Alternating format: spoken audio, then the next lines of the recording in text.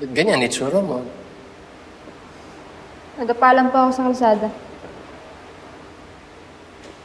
Okay ka lang.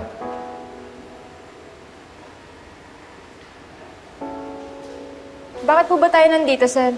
Nasaan po ba yung iba? Darating din yung mga yun mamaya. Pero sa ngayon, sa tingin ko, ikaw muna kailangan mag-workshop. Workshop? Lagay ko nauunawaan ko na kung bakit hindi mo matapos yung kanta ni Juliet.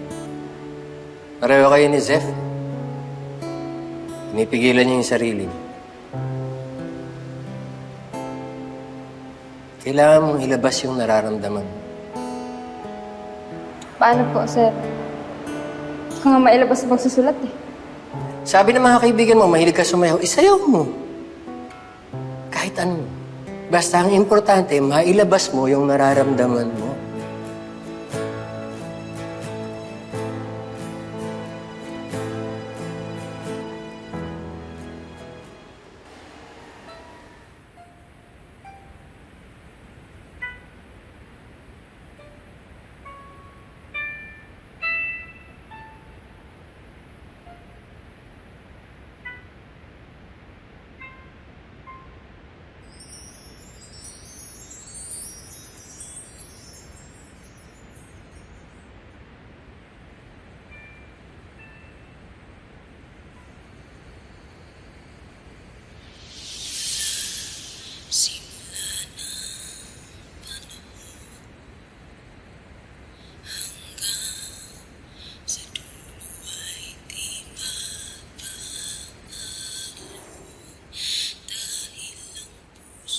Livy.